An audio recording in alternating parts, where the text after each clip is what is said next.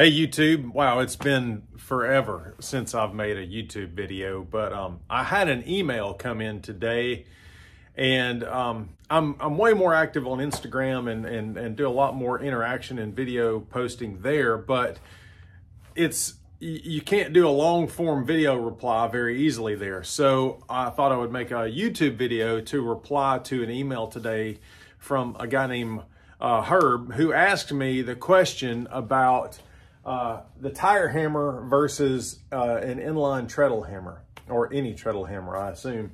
And Herb asks me, if I had to choose one, which would I choose? What are the differences between these two tools? And so that's quite a mouthful to try to wrap into a short statement. So I thought I would try to do a longer form video here to try to explain my thoughts about each one of these tools and what I think makes one better than the other for certain tasks. Now, I had the treadle hammer before I had the tire hammer, so I have experience with what it's like to only have the one tool. And I think if I had to start over from scratch, if I was starting on a budget for sure, and I had to choose between one of these tools, I would likely choose to go with the inline treadle hammer again first, before the tire hammer.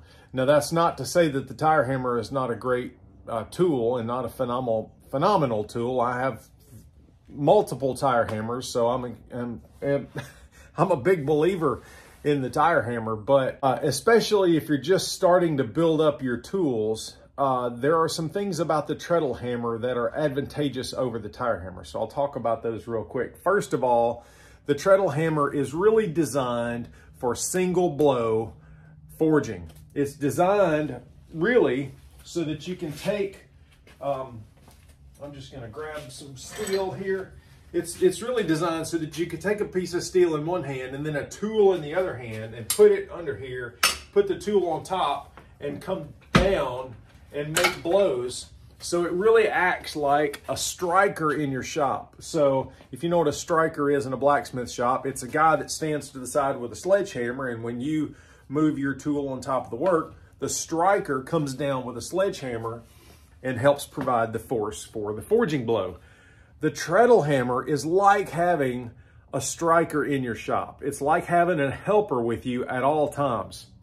It's really great for those single blows. Now, you can obviously do multiple blows by pressing that hammer down repeatedly, and that works fine. But it's really great for precise single blows. And it has the capability to be to put tools in the top and the bottom really easily, so that you can change up what you're forging by changing up the tools and the dies that are in there.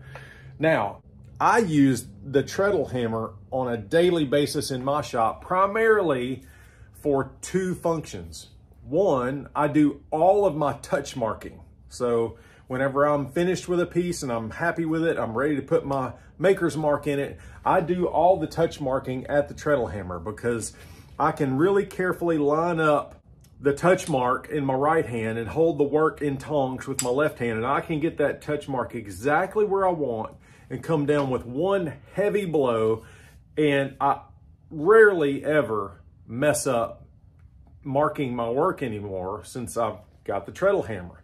Before the treadle hammer, when I marked my work, I would go to an anvil, I would lay the work on the anvil, I would lay, I would get the maker's mark in place, and I would kind of balance it, and then I'd come over with a hammer, and more often than not I'd mess up. And so the treadle hammer takes all the guesswork out of touch marking out. And then the other thing, the second really common use for me in the shop with the treadle hammer is chiseling lines in things, or just basically using any handheld tool. So if I need to center punch steel, or whether I'm trying to walk a chisel down, that is a lot easier to do on the single blow hammer than it is to do on the tire hammer, which is a multi-blow hammer. We'll talk about this guy in just a minute. But when I'm trying to chisel lines, if I'm taking this chisel and trying to walk a line down a piece of steel. I find it much easier and much more precise to do it on the treadle hammer. So the other thing is the treadle hammer requires absolutely no electricity. If you don't have power out at a workshop, then the treadle hammer is always ready to work. All it requires is some foot power. I have worked with 2 people on a treadle hammer before. I have actually stood on the side of a treadle hammer and jumped up and down to bring the ram down really hard. That's an option. 2 people can use that tool to provide a lot of hitting force. But anyway, those are kind of my thoughts on the treadle hammer and what it's good for, what it's used for, and it would be what I would choose first.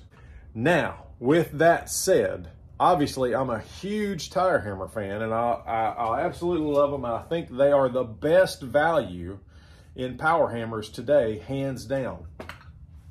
But tire hammers are repeated blow power hammers. They're meant to hit steel hard and fast repeatedly, primarily so that you can draw it out or use some kind of tooling under there. One of the advantages of the treadle hammer is there's a lot more space between the top and bottom than there is on the tire hammer. The tire hammer, it's about half the distance. So you have to make sure that whatever tools you're going to use on a tire hammer are pretty short, stubby tools. Whereas on the treadle hammer, you can use big, huge handheld tools with no problem. The other thing about trying to use tools like walking this chisel, so to speak, on the tire hammer is because it's repeated. If I get my tool off just a little bit, then my chisel line's going to get off, and it's much easier to mess up doing that kind of work on a tire hammer than it is on the treadle hammer. However, I can draw steel out much faster on the tire hammer, and the tire hammer will do more work faster than the treadle hammer. So it's kind of hard to compare the two because they're so different in their capabilities, but their function is similar in that they're hammers that are designed to, you know, squish steel for forging. It's just one of them is going to do it a whole lot faster than the other one. It's not going to allow for as much precision when using hand tools because, you know, you really have to work on your timing a whole lot on a tire hammer to try to move your tool around as the ram is coming up and down and beating on the work. So anyway, if I had to buy one first, I would definitely buy the treadle hammer first before the tire hammer. That's just my opinion. Probably get some blowback on that from people thinking that that's not the right answer, and that's cool. Everybody is certainly entitled to their opinion, and I would love to hear your opinion about this in the comments below if you want to talk about it. But those are my thoughts on the tire hammer versus the treadle hammer. Obviously, again, one more time, I'm a huge tire hammer fan. Love it, use it every day. Don't want to be without a tire hammer, but that treadle hammer is a knockout tool. And if you don't have one in your shop, I highly encourage you to go look at the plans out there on the Abana website. I'll put a link in the comments below. In the Abana digital store, you can get the plans to build your own Clay Spencer inline treadle hammer. And I think the plans are still out there too for the swing arm style treadle hammer. Also a very good tool. So anyway, Herb, I hope that helps. I hope that answers your questions. And yeah, good to see everybody back on YouTube. I'm going to try to do this a little bit more regularly, but we'll see, you know. I may or may not get around to it. Bye.